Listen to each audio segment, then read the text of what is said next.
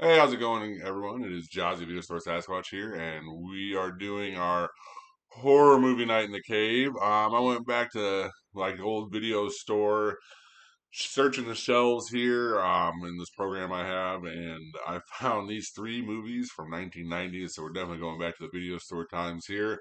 The first one we will talk about. We'll just go in order of them when they came out. So we'll start with Body Snatchers, directed by Abel Ferreira, starring Gabrielle Anwar, Meg Tilly and Terry Kinney, a teenage girl and her father discover alien clones are replacing humans on a remote U.S. military base in Alabama.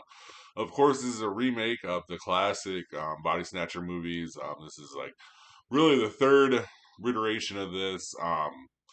All of them are very about the same. This one is definitely 90s. It has a definitely darker look to it. Darker tones, of course, because we're in the 1990s. The practical effects are still there. I love the little creepiness of the actual bodies, like the actual cloning process that they show with the aliens. I think that's pretty cool. I think they did a really good job with it. I just think that this is like a movie, one of those movies that when it came out, it was probably like a couple other movies that have came out recently where it was just like, who even is asking for this movie for it to come out? And I think that's where they kind of lost their audience there. I mean, I don't think that there was a huge mark of body snatcher fans that would even want to enjoy it, especially a '90s remake of it. It was it wasn't like scary. It was just kind of dumb. It was all right. Arlie Ermey's in it. Forrest Whitaker is in this. It had a budget of 13 million and only made 31,000. Its opening weekend $428,000. Like imagine some of the numbers that we see today. Like even they don't really cross that line. I'm sure that they didn't have. I don't know. I bet they did about have the same bloated budget as this one. I bet this was rushed. I bet if you like kind of look up the story behind this, it was rushed and there was multiple things wrong with production and all that. But it's just not an entertaining movie either, which doesn't help it, especially with like a low like first week there. Obviously in the opening, so obviously like the word just never traveled over to go see this movie. I think it's one of those ones where if I think a Body Snatchers came out today, you'd have a little bit more interest in it, but I still think that it would be a lower level like type of deal. And I think that studios kind of realized that after this one that maybe it's just not such a good idea to just like remake anything we can think of here. There is I mean, if you go through the '90s, there was just a ton of remakes too. So it does kind of fall into that. So maybe it did have a little bit of fatigue in '94 of like just, oh, what are we doing here? There is like a real lull, and this is two of these movies are really in the time period of that lull before Scream came out and kind of re-energized everything.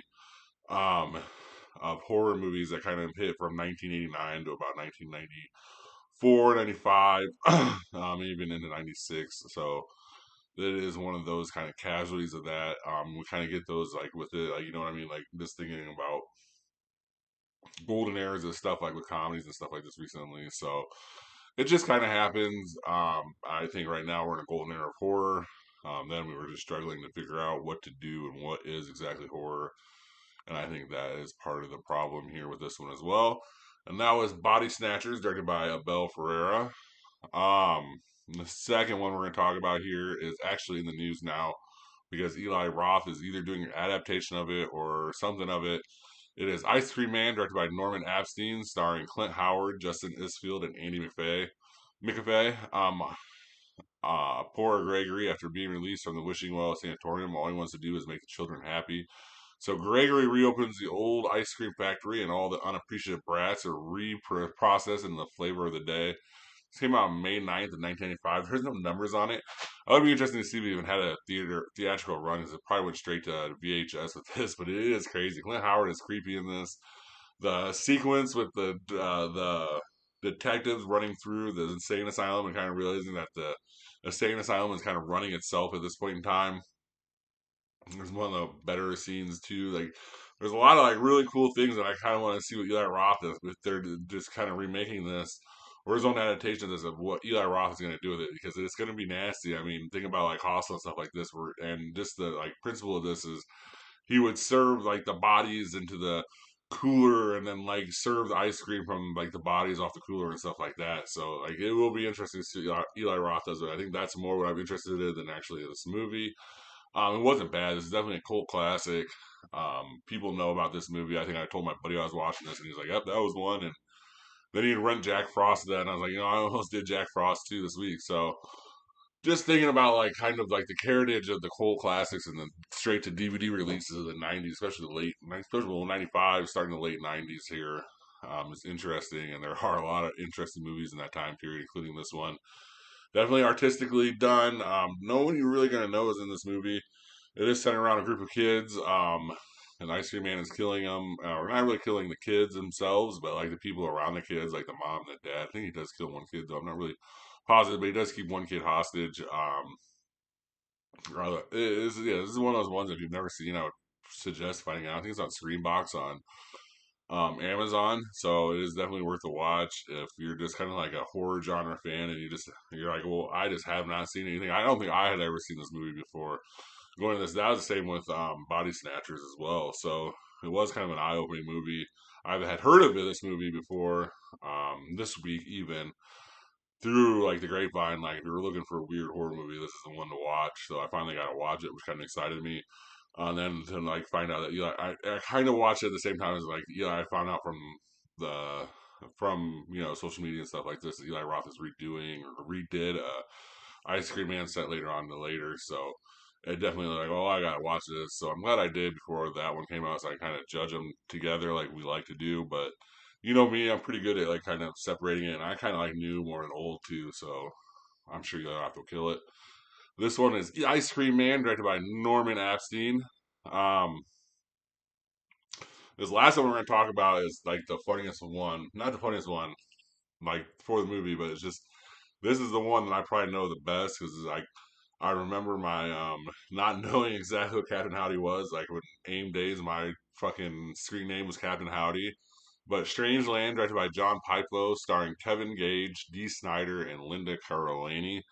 A detective pursues a sadist specializing in body modification rituals who lures teenagers through the internet. This came out October 2nd, 1998. Had a budget of 1 million, opening at 373 and it grossed 713. That don't matter. It hit theaters. I mean, we were still renting this movie from Blockbuster regularly, until 2008, 2009, whenever it finally closed down to watch this like regularly. Not like once a month or nothing, but like once every year or once every 2 years, you kind of pick up this movie and watch it.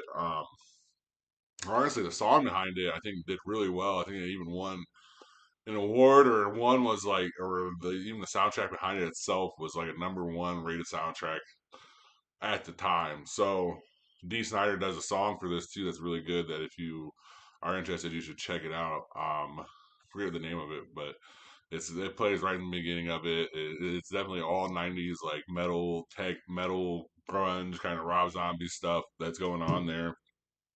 And it's Dee Snider. Dee Snider is absolutely wicked in this movie as well.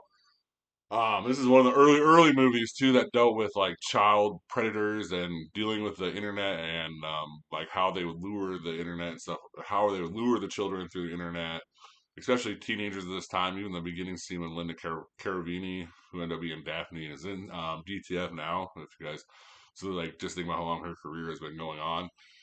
She was a teenager in this, and she was in the chat room, and she's like, "Well, people can't lie on this," and use like the profile and stuff like this as an excuse of how people can't lie and everything like this and hide.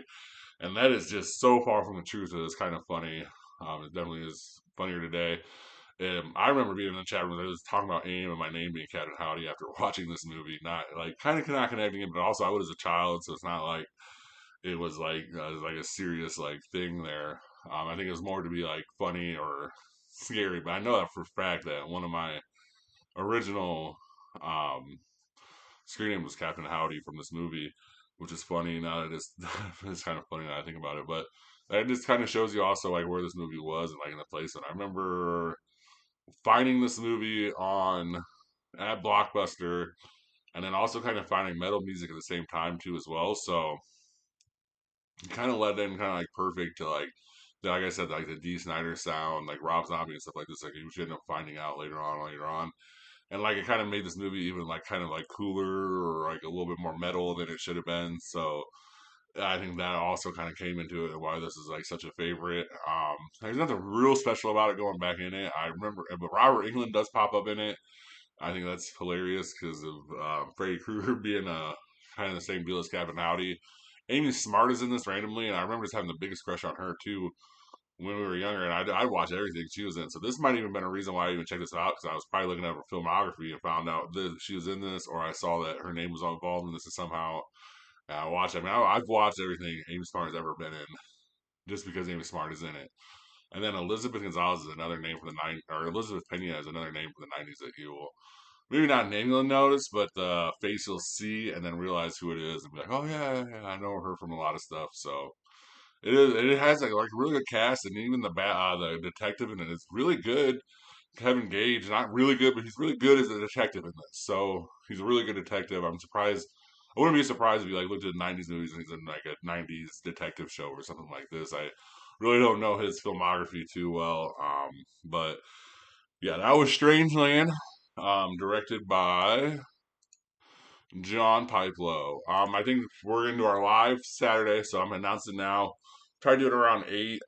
We'll do a horror movie trailers and we'll do first reactions and kind of see what's coming out there and just kind of talk about it as it's just popping up onto the screen too. So if it's something you're looking forward, so if you ever want to watch a live show or just want to pop on or just have to see us, or see me live, that will be live Saturday around 8. I'm not gonna set per time around it because it could be 7 o'clock. This could be 7 or 8, somewhere around there, some between 7 and 8. So look for that. Thank you guys very much for following. I really appreciate it. Thanks for listening to me. Have a good rest of your day or night, and thank you very much, guys. Thank you for watching. Please like and subscribe. Comment your top movie picks for Throwback Thursday in the comment section, and see you next time in the cave.